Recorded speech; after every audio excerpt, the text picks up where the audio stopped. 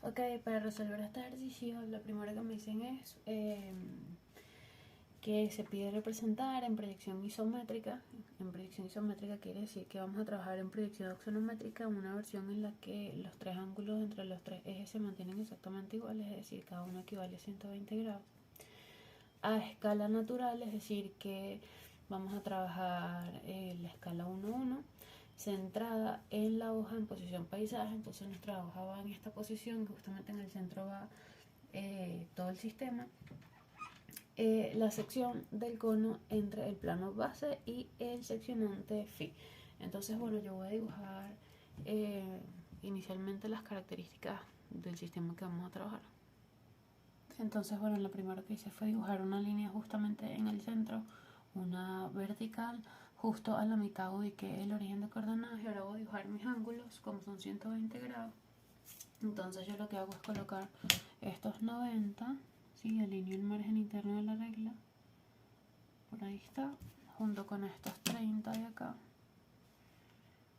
Y paso, bla. Aquí hay 120 grados, entonces este sería mi eje X. Este que está acá ya podríamos marcarlo como eje Z y hago exactamente lo mismo hacia el otro lado. Sumo 90 más estos 30. Tengo mis 120 grados. Listo, tengo mi eje Y. Entonces a partir de ahora, ¿qué es lo que tengo que hacer? Bueno, en este sistema de proyección, nosotros para poder graficar los datos, lo primero que tenemos que hacer es hacer un abatimiento de algunos de los planos de proyección, ¿correcto? En este caso, como se trata de una isometría, ISO significa iguales, metría de medida, entonces todo lo que yo tenga que representar en cualquiera de las direcciones de los ejes se va a deformar exactamente igual, sin importar cuál eje utilice yo para deformarlo. ¿A qué me refiero con esto? Que bueno, nosotros tenemos que dibujar algo llamado plano axonométrico. El plano axonométrico es el único plano que se ve total y completamente en verdadero tamaño. ¿Cómo lo expresamos? Dibujando unas trazas de un plano que sean perpendiculares a cada uno de los ejes que yo acabo de dibujar. Y una vez que tenga ese plano axonométrico, lo uso para tenerlo como referencia para abatir los ejes X y Y, o los ejes Y y Z, o los ejes X y Z, da lo mismo cuál de los tres yo abata, porque en este caso los tres se deforman igual, así que abatir uno solo ya es suficiente información. Ahora, en este caso yo voy a abatir de una forma inteligente, porque fíjate que me dicen que el cono es un cono recto que tiene base en el plano lateral de alejamiento cero. El plano lateral de alejamiento cero es un plano que es literalmente el plano lateral de proyección, porque es el único que tiene alejamiento cero. Entonces yo voy a batir justamente ese plano en vez de batir X y Y normal como uno normalmente bate. Sin embargo, para poder hacer todo lo que falta, tengo que dibujar el plano axonométrico, quiera o no quiera. Entonces el plano axonométrico, que es un plano que tiene trazas opuestas al eje que forman 90 grados con el eje. Entonces la traza opuesta al eje Z es la traza que corta a X y a Y. Entonces se trata de la traza horizontal. Entonces la traza horizontal debe formar 90 grados con ese eje Z. Entonces yo pongo acá mi borde, uno de los extremos en los 90 grados, bajo así y dibujo mi perpendicular de cualquier tamaño que yo quiera. Ahí tengo mi primera perpendicular. Es perpendicular al eje Z, como lo vemos aquí. Aquí se ve la perpendicularidad. ¿Y qué me importa de esa recta que acabo de hacer? Bueno, me importa dónde se corta con el eje X y dónde se corta con el eje Y, porque por ahí deben pasar mis otras dos trazas. Entonces ahora, ya hice la perpendicular a Z, voy a hacer la perpendicular a X ahora. La perpendicular a X es una traza que corta a Y y a Z, entonces seguro tiene que pasar por aquí y ser perpendicular a X. Entonces yo pongo aquí el borde de mi regla, justo uno de los bordes de los 90 grados de mi regla. Pongo esta otra regla aquí arriba y me muevo por acá, pero me quedé un poquito por fuera de por donde debía pasar. Vamos a usando el borde interno. Ahora sí paso justo por el punto que marqué previamente. Entonces fíjate que ¿De qué me importa aquí? Que se corta con Z aquí. ¿Qué debería pasar? Que yo al unir este punto con este otro me dé ya una perpendicular al eje Y, pero es igual, uno lo revisa. Copio acá el borde, con mi ángulo de 90 grados, paso por aquí. Y si te das cuenta, justo cuando paso por aquí mi frontal, se corta con la lateral justo donde ya se cortaba con el eje Z, entonces todo coincidió súper chévere. Aquí está. Entonces, bueno, tengo la horizontal del plano axonométrico perpendicular a Z, la frontal del plano axonométrico perpendicular a Y la lateral del plano axonométrico perpendicular a X. Entonces yo lo que voy a hacer es que voy a abatir el plano lateral, como ya había comentado. Entonces la perpendicular al plano lateral es X, ese es el que voy a alargar un poco, ese mismo eje. Eso va a ser la dirección de mis rayos de abatimiento de este plano. Entonces, ¿qué es lo que voy a hacer? Bueno, voy a tomar la traza lateral, voy a buscar el punto medio entre los dos extremos que tocan a los dos ejes, tanto a Y como a Z. Y ese punto medio debería coincidir justamente con este que está aquí, porque nosotros hicimos todo de una forma súper proporcional.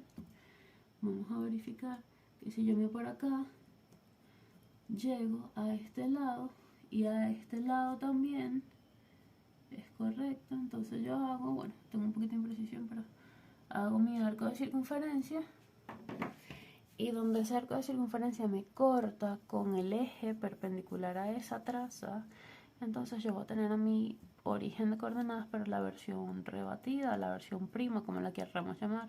Entonces esto lo voy a llamar O'. Entonces este O' es este mismo origen de coordenadas, pero una versión abatida en verdadero tamaño. ¿Qué lo hace estar abatido? Bueno, se supone que en la vida real mi eje Y y mi eje Z forman 90 grados entre sí. Entonces en el dibujo no forman 90 grados, forman 120. Entonces yo me vengo para acá y la unión de este O abatido con este punto sobre el eje Z va a ser mi eje Z', que es como un eje Z que está en verdadero tamaño ya abatido.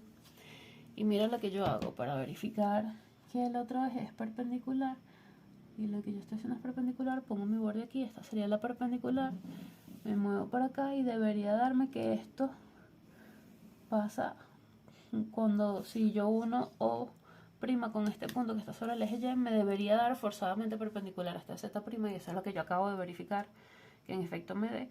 Y a esta eje la voy a llamar Y', también está en verdadero tamaño. Con esos dos ejes es que voy a poder graficar los datos que me están dando.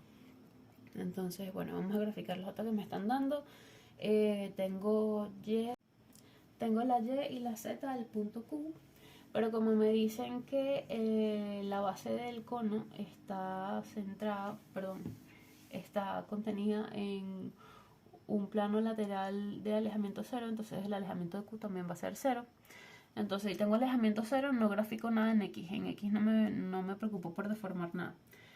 En Y tendría que deformar 70. Entonces me paro de aquí para acá, son 70, escala natural, 70 milímetros, les puedo medir directamente con la regla, con el escalímetro preferiblemente. Aquí tengo 70 en Y y 60 en Z. Bueno, lo mido aquí, me da justo aquí. O sea, está súper cerca de mi punto sin deformación, entonces bueno, quizá no puedo hacer mucho ahí pues. Entonces, ¿qué hago? Bueno, me llevo esta con una paralela al eje X, me llevo esa distancia que está en verdadero tamaño sobre el eje Y en verdadero tamaño hasta el eje Y que está deformado, que es justamente aquí. Bueno, y técnicamente a este punto también debería ser lo mismo, entonces a ese sí me tiene que dar prácticamente ahí. O sea, sí, está aquí.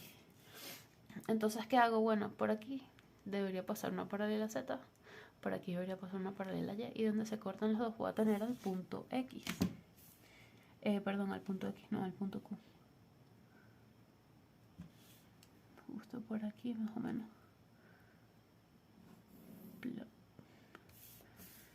Y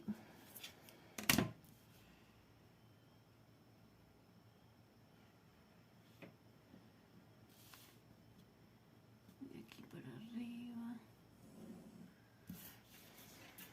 Donde se cortan las dos tengo el punto Q en el espacio y este punto de acá abajo sería Q en horizontal porque todo lo que está sobre el plano lateral recae sobre el eje Y en horizontal. Entonces, ¿qué pasa? Bueno, a mí me gusta hacer de una vez estas dos direcciones, alargarlas porque esas son las dos direcciones de los diámetros conjugados para hacer la elipse de la base.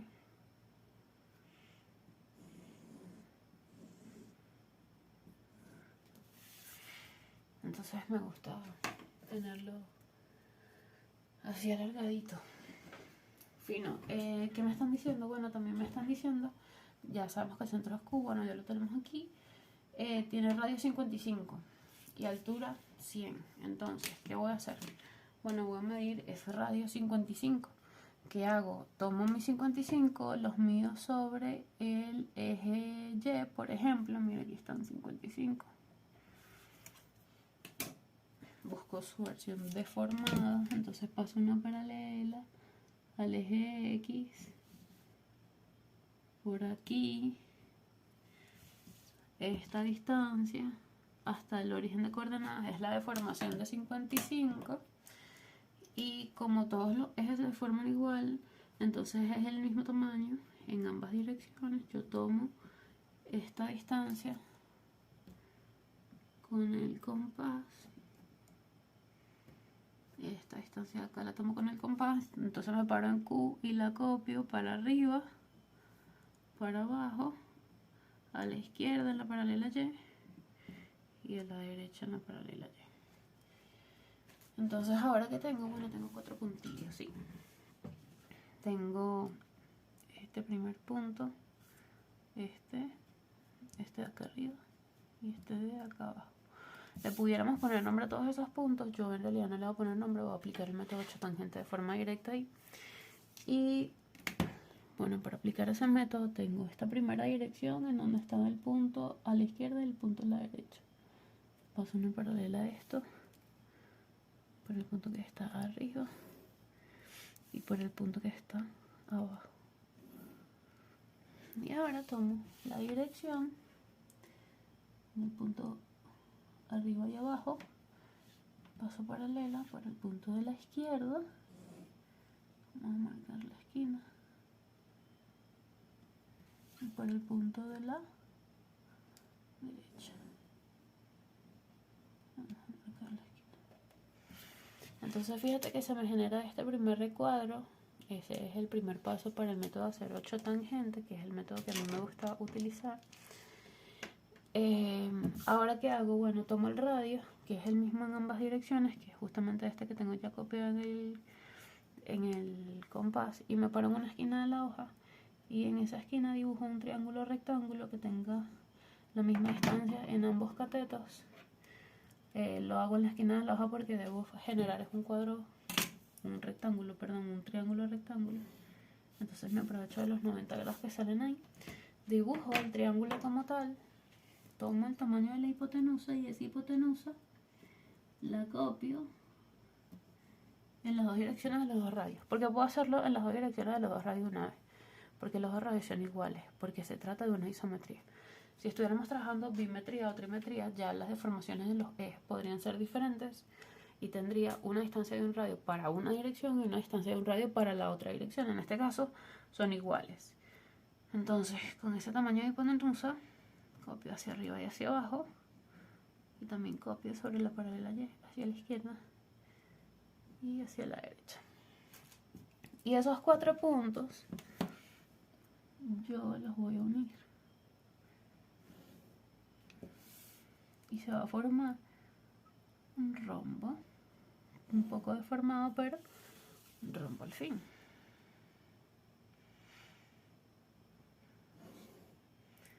Entonces ya tenemos este rombo. Fíjate que lo que hice fue unir los puntos donde las marcas del compás cortaban con la paralela a X, la paralela a Z y la paralela Y que pasan por Q.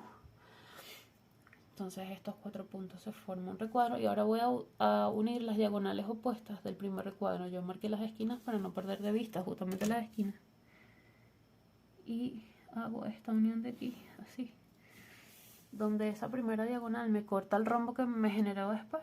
Tengo aquí un par de puntos de esta forma. Y luego, aquí, el opuesto, sería esta diagonal. Estas esquinas opuestas y también me corta el rombo en estos otros 2 puntos que vendrían siendo otros 2 puntos más del 8 tangente y con los 4 puntos originales más los 4 puntos que acabamos de conseguir ya tenemos suficiente información para dibujar la elipse de la base de este cono. Ya lo vamos a hacer aparte. Ahora vamos a dibujar el eje del cono. El eje del cono, como el cono es un cono recto, el eje debe ser una recta perpendicular al plano de la base. Entonces, ¿qué pasa? Como el plano de la base es el plano lateral que está formado por el eje Y y el eje Z, entonces nosotros por el teorema de las 3 rectas perpendiculares sabemos que la recta perpendicular a esas otras 2 es el eje X. Y por ende, el eje del cono va a ser una recta paralela al eje X. Entonces, yo voy a dibujar una paralela al eje X por por Q, que es esta recta que está aquí. Voy a decir que ese es mi eje en el espacio, pero por Q en horizontal también la voy a pasar con la misma dirección. Y esta va a ser la recta eje en horizontal. ¿Tiene sentido que en la proyección horizontal sea exactamente la misma dirección? Sí, tiene sentido porque la recta perpendicular al plano lateral siempre es una recta paralela al eje X y en este caso, bueno, es lo que nosotros habríamos llamado en DPO una recta paralela a la línea tierra y por ende sabemos que las dos proyecciones de la recta paralela a la línea tierra son paralelas a la línea tierra y por eso acá en proyección horizontal también le haríamos así. Adicionalmente que las rectas paralelas a la línea tierra son rectas horizontales y en este sistema de predicción para que una recta sea horizontal la condición que debe cumplir es que las dos proyecciones de la recta sean paralelas entre sí, entonces también se cumple. Entonces, bueno, vamos a dibujar esta curva. Mira, ¿yo qué hago? Nosotros vamos a tomar una de las reglas, una de las curvas francesas y vamos a empezar a ver qué parte de la curva encaja. Vamos a usar este del lado de aquí. Tiene que encajar en 3 puntos al mismo tiempo. Y la curva no puede salirse de las tangentes que ya dibujaste. Entonces, por ejemplo, tendría que pasar por aquí, por aquí, por aquí. Y no salirse. Aquí tengo un pedazo de curva que no se salió de ningún sitio y pasó por 3 puntos al mismo tiempo. Y está dado por este pedazo de la curva. Entonces, ¿yo qué hago? Le doy la vuelta a 180 grados y uso los 3 puntos opuestos. Tiene que darme la misma curva porque esto es simétrico, ¿no?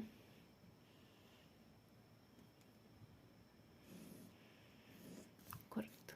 Entonces, ¿ahora qué hago? Bueno, yo le puedo dar la vuelta así y buscar que estos 3 encajen en esa misma curva, pero de este lado.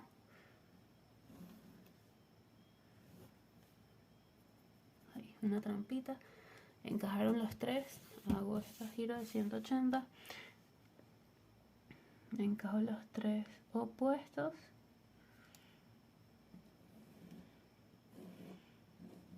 Aquí también hago mi trampita. Listo. Tengo la elipse de la base. Entonces ahora, sobre mi eje, yo voy a colocar la altura. Yo supongo que el vértice está hacia este lado porque en realidad puede haber estado por el otro, pero no me dicen.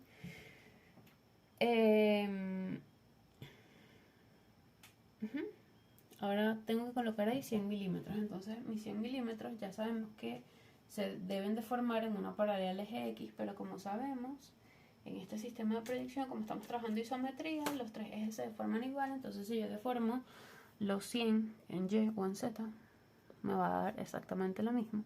Entonces yo los voy a deformar sobre el eje Y. Y tengo aquí 100 milímetros.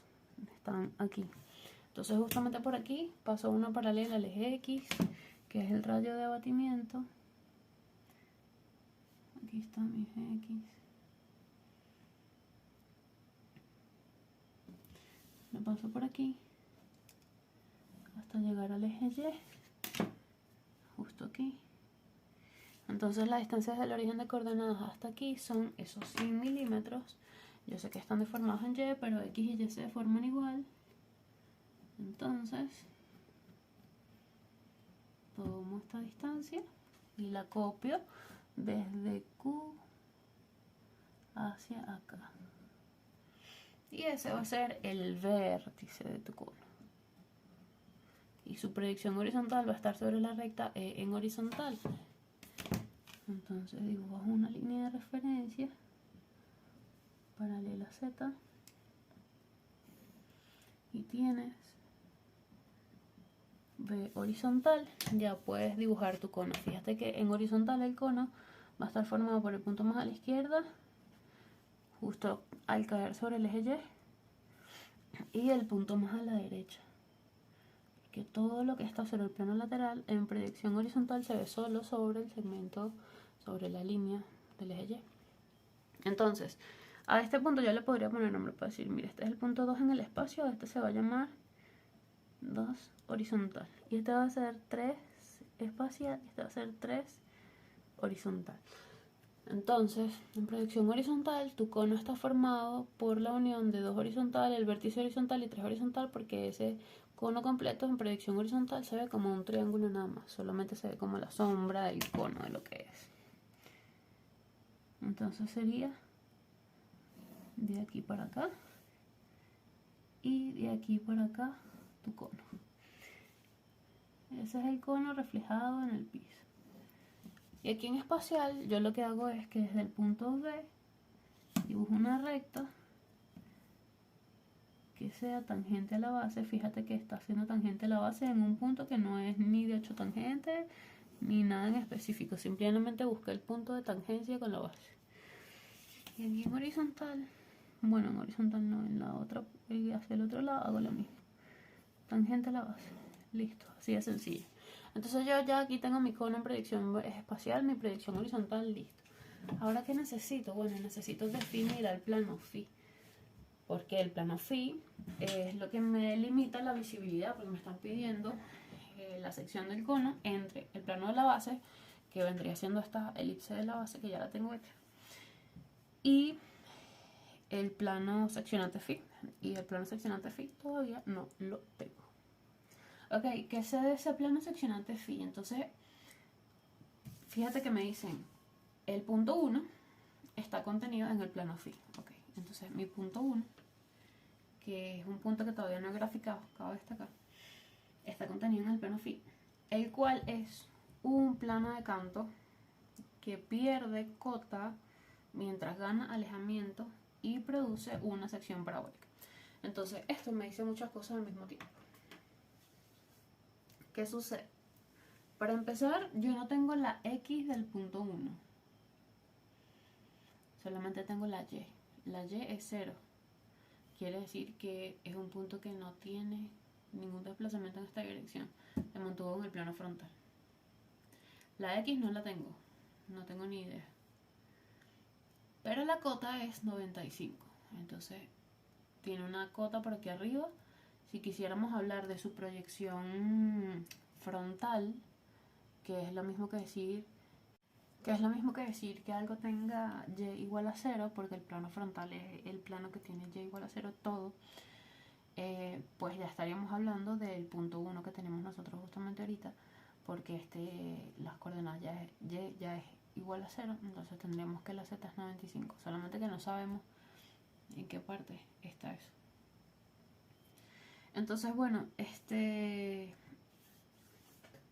no sabemos qué X tiene ese punto 1, solamente sabemos la Y solamente sabemos la Z, así que creo que vamos a tener que hablar del punto 1 en su versión frontal. Y bueno, nada, ¿qué pasa? Una de las cosas que sucede es que me dicen que el plano es un plano de canto que pierde cota mientras gana alejamiento. Entonces, mientras el alejamiento se va haciendo más grande, es decir, viene en esta dirección, la cota se va haciendo más pequeña, entonces él va bajando. Entonces él literalmente va bajando en esta dirección, así está. Entonces, bueno, mira lo que va a pasar.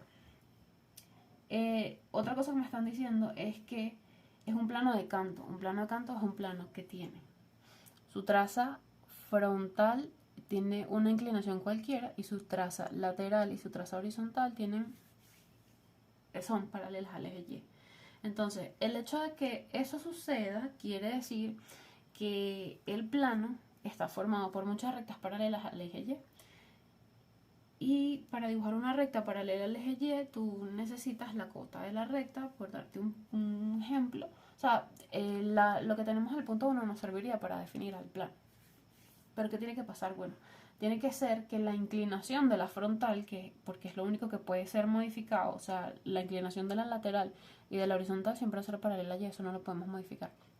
La inclinación de la frontal es lo que podemos modificar, y esa inclinación tiene que estar de tal forma que, además de que pierda cota mientras gana alejamiento, suceda que genere una sección parabólica. Y para que se genere una sección parabólica tiene que pasar algo muy específico.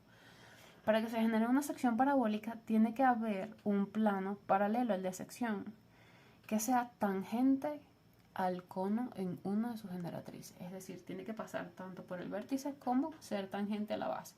Entonces, ¿qué sucede? En este caso, ¿a mí qué me importa conseguir? Entonces, me importaría conseguir la generatriz de tangencia del cono de tal forma que el plano de canto la toque nada más en esa generatriz y por ende, entonces, esa sea la inclinación del plano que genera la parábola. Pero ¿cómo voy a saber yo en realidad cómo sucede eso? Bueno, en este caso, por la posición específica del cono y por el tipo de plano del cual se trata, tenemos dos formas. Entonces, una de las primeras formas es analizar qué tipo de plano estamos trabajando, qué tipo de plano vamos a trabajar. Se trata de un plano de canto. El plano de canto es un plano cuya traza lateral y traza horizontal son paralelas al eje Y. Entonces, ¿qué pasa? Sobre el plano lateral, que es donde está la base del cono, entonces sobre ese plano lateral debe estar la traza lateral del plano. Y esa traza lateral es una traza paralela al eje Y. Entonces, si yo quiero el plano que es tangente a la base, porque eso es lo que genera a la parábola y que pasa por el vértice, yo puedo dibujar a este plano, míralo, esta paralela al eje Y que está aquí, es tangente a la base, sería mi traza lateral, del plano discriminante, o sea, del plano paralelo a la sección que pasa por el vértice. Entonces yo podría decir, mira, esta es la traza lateral del plano φ', y esto está en el espacio, y esta es la traza lateral de φ', pero en proyección horizontal. ¿Y dónde me corto? Me corto aquí, a Z. Entonces, ¿qué va a pasar? Esta recta al mismo tiempo es la recta de intersección prima, y esa recta de intersección prima es perpendicular a la dirección que yo estoy buscando de la inclinación. Entonces, ¿yo qué hago? Paso una paralela a I', pero por cualquier parte de la base del cono, que no sea el centro necesariamente. Bueno, necesariamente no, que no sea el centro. Por ejemplo, yo la voy a pasar por aquí porque me di cuenta que pasa justamente por estos dos punticos. ¿Por qué es la recta I'? Bueno, porque la intersección entre un plano de canto y el plano lateral tiene que ser la traza lateral. Entonces es mi recta de intersección prima, porque es el plano primo, paralelo. Entonces, yo dibujé esta recta I2. Esta recta I2 me corta la base en dos puntos, que en este caso son estos dos. ¿Yo qué voy a hacer? Voy a buscar el punto medio entre ellos dos. Yo busco el punto medio entre ellos dos. Fíjate que me da 6.4, entonces el punto medio es 3,2, que me da justamente aquí. Y yo digo, bueno, mira, este es un punto medio primo auxiliar que yo acabo de usar. Entonces, ¿ahora qué voy a usar? Voy a unir este punto medio con el centro y me da toda esta recta completa que va desde aquí hasta aquí, ¿cierto? Entonces yo voy a decir, este punto se llama T y este punto se llama R, porque puedo. ¿Y qué voy a hacer? Bueno, voy a unir a T con el vértice y a R con el vértice. Y una de esas dos generatrices es la generatriz que me genera la tangencia del plano.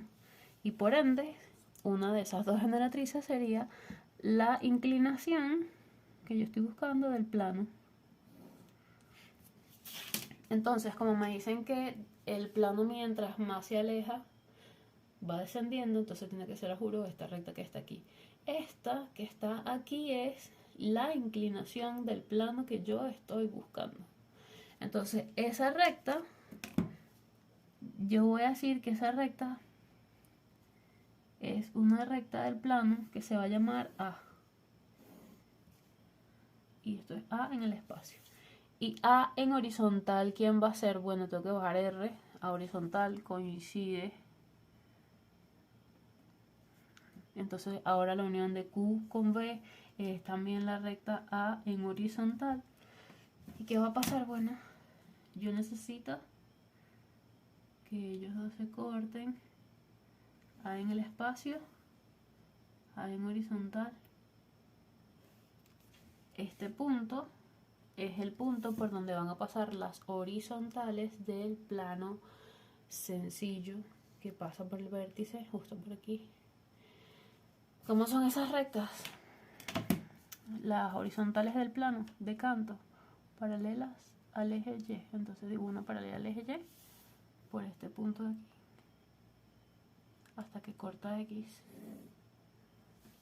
Corta X justamente aquí. Estas van a ser la horizontal de Φ' en ambas proyecciones. Y ahora la unión de este punto con este de acá me da, esa unión me da la inclinación del plano que yo estaba buscando.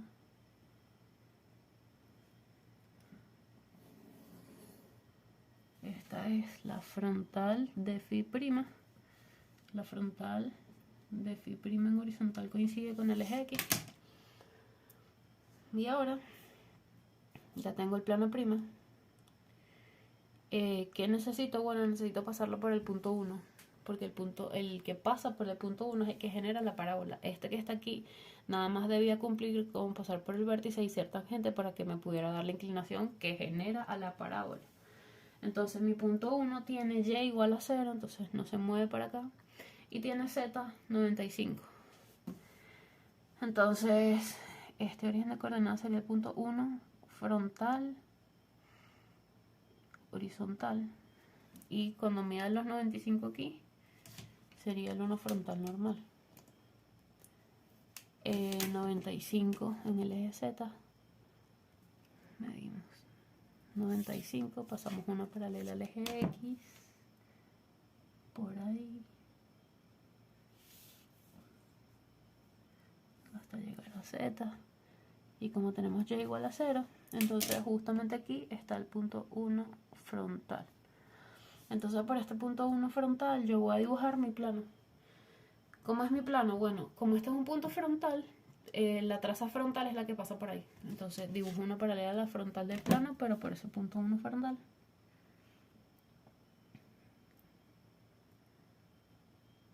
Y tengo aquí 95.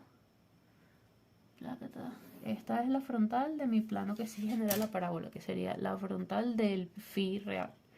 Entonces el eje X también es la frontal del Φ real, pero en proyección horizontal. Entonces este Φ me corta a X acá, me corta a Z justamente donde está una frontal. Por ahí pasa la traza lateral, que es paralela al eje X, perdón, que es paralela al eje Y. Entonces esta es mi lateral de Φ, que al mismo tiempo es mi recta de intersección real. Mi lateral de Φ en horizontal, y esta es la recta Y en horizontal y la recta Y normal. Y prima e Y normal en horizontal. Y luego por acá también va la paralela al eje Y, que pasa por aquí y que vendría siendo mi horizontal de Φ normal. en ambas proyecciones porque el otro es phi'. Y ahora que ya tengo esto, entonces sí puedo dibujar mi parábola. Lo primero que tengo que hacer es buscar la recta I, que en este caso vuelve a ser la misma traza lateral. ¿Por qué?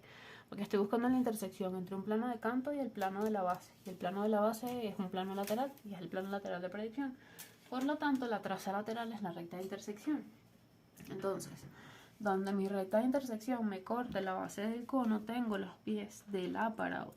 Entonces por aquí tengo un punto y otro punto. Voy a decir que este punto se llama A y este punto se llama B. Y ahora tengo que buscar el punto medio entre A y B. En este caso mide 7.2, la mitad es 3.6, me genera justamente acá. Entonces fíjate que está súper cerca del punto medio auxiliar que habíamos conseguido antes, por eso a ese yo le puse PM', a este yo le voy a poner M. Tengo que unir a M con el centro, obtengo de nuevo a T y a R. Eso quiere decir que hicimos bien el plano paralelo. Entonces ahora que ya sabemos que la generatriz de tangencia es la que va desde R hasta B, que es mi recta A, entonces voy a dibujar una paralela a la recta A por el punto M, que es mi punto medio entre los pies del parábola. Entonces dibujo mi paralela A por el punto M. Esto se va a llamar A'. Y esa recta A' me corta a la generatriz que va desde T hasta el vértice. Me la corta justamente aquí. Entonces justamente este punto que está aquí va a ser el vértice de mi parábola. Yo voy a llamar a este vértice K. Y ahora tengo los pies de la parábola, tengo al vértice de la parábola. Entonces lo que tengo que hacer es aplicar el método para dibujar una parábola. Y listo, luego hago la visibilidad. Entonces para dibujar una parábola, yo voy a dividir varios segmentos en partes iguales. Por ejemplo, el segmento que va desde este punto M hasta A y el segmento que va desde M hasta B lo voy a dividir en partes iguales. En este caso mide 36 porque el total mide 72. Entonces para que sea 36 lo puedo poner a 0,9 en 0,9 porque 9 por 4, 36. Entonces lo divido en 4 partes iguales a 0,9. Entonces aquí tengo 0.9, 0.8, 2.7, 3.6. Entonces ya tengo una parte, dos partes, tres partes, cuatro partes y tres divisiones, ¿cierto? Entonces esas tres divisiones yo les voy a poner número romano desde el centro hacia afuera. Como el centro es M, entonces este sería 1, 2 y 3. Y voy a hacer lo mismo con el segmento que va desde M hasta B. Como miden lo mismo, lo divido exactamente en la misma cantidad de partes iguales. Esto sería 0.9, 1.8, 2.7, 3.6. Tengo mis tres divisiones.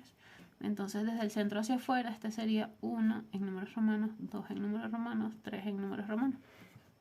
Ahora, ¿qué voy a hacer?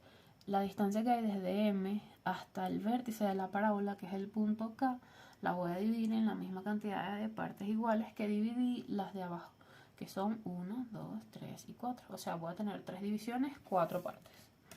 Entonces la distancia que hay desde M hasta acá es 9. Entonces si lo divido en la primera mitad es 4,5. Y la mitad de 4,5 es 2.25. Entonces aquí sería 6.75 y 9. Listo, ya tengo 1, 2, 3 divisiones. 1, 2, 3, 4 partes iguales. Esas partes iguales yo les voy a poner números romanos a las divisiones desde el punto vértice hacia el centro. Entonces este sería 1, este sería 2 y este sería 3. Ahora, por cada una de las divisiones que están entre los pies de la parábola, yo voy a pasar paralelas a esta distancia que va desde el punto medio hasta el vértice, que se conoce como eje de la parábola. Entonces voy a pasar paralelas al eje de la parábola por las divisiones que hice en la base. Paso por 1, paso por 2, paso por 3. Algunas personas enseñan el método pasándolo también por el pie de la parábola, yo no. Entonces lo paso por el 1 de este lado, por el 2 de este lado, 3 de este lado, quedaría. Ok, entonces fíjate que no lo dibujo por el pie de la parábola, hay gente que sí, no tengo problema con eso. Y por otra parte, hay personas que pasan una paralela a la recta de intersección por el vértice de la parábola. A mí no me molesta hacerlo, me parece que es una buena forma de mostrar el límite de la parábola, justo aquí en K. Es decir, la parábola no se puede salir de esto, no es que la curva puede venir para acá y luego salir hasta más arriba, no. Es que esa recta es el límite de la curva de la parábola. Entonces, ahora, ¿qué hacemos? Bueno, ahora relacionamos los números que utilizamos con lo que vamos a hacer ahorita.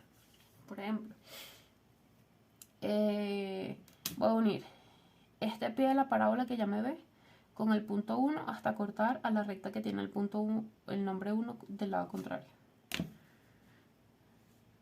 B con 1 romano del centro. Me corta al 1 romano del otro lado, justo aquí. Ese es un punto de la parábola. Ahora unimos al mismo B, pero con el punto 2. Siempre es con los pies de la parábola, no salimos de ahí. B con 1, B con 2. Corta a la recta que pasa por 2, justamente aquí. Y luego B con 3. B con 3, corta el 3 que está de este lado. Entonces fíjate que de este lado empezamos. A, K. Ahora vamos a hacer lo mismo, pero uniendo a los puntos con A. Entonces vamos a tener A con 1. Mi 1 está aquí. Tenemos A con 1. Hasta que corta el 1 del lado contrario, que es por aquí. Tenemos A con 2. Hasta que corta el 2 del lado contrario, que es aquí. Y luego tenemos A con 3. Hasta que corta el 3 del lado contrario, justamente aquí. Casi se me sale el icono, pero no se salió. Entonces fíjate que empezamos en A, venimos para acá, pasamos por acá, empezamos a bajar, bajar, bajar, bajar, hasta llegar a B. Entonces, eso lo podemos hacer tratando de cuadrar unas curvas algunas partes curvas quedan mejor que otras. Vamos a revisar acá qué pasa por los 3 puntos. A ver, a mí en realidad lo que me preocupa de las curvas siempre es este piquito de aquí. Entonces, ok, voy a empezar desde A para acá con una línea recta. Al siguiente, ¿se nota mucho la diferencia de la curvatura? No. Al siguiente, ¿se nota mucho la diferencia? No. Ahora, aquí sí se va a notar, pero creo que esto no me da. Entonces, ¿qué voy a hacer? Voy a hacer la manito. Ese tangente y se devuelve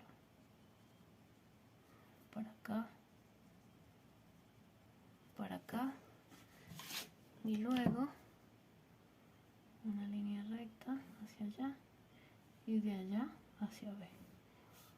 Listo, tenemos nuestra curva. Esta es la parábola que se genera. Y ahora lo que necesitamos hacer es la visibilidad. Fíjate que me están pidiendo la sección del cono entre el plano y el plano seccionante. Entonces, entre la base y el plano seccionante, significa que tengo que incluir alguna de las dos partes de la base. Y yo voy a tomar la parte más grande de la base, que sería esta de acá. Es decir, me voy a volar el vértice. Y lo que voy a hacer es que, bueno, como es un plano de canto y me están pidiendo lo que está desde la base hasta la sección, entonces la sección se tiene que ver completica. Entonces vamos a remarcar esa sección por completo, remarcar.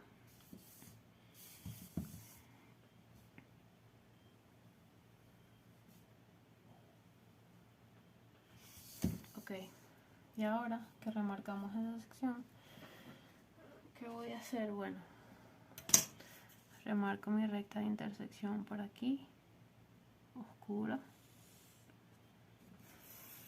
Y luego voy a remarcar este pedazo de la base hasta llegar a la generatriz de contorno y luego subo hasta el vértice.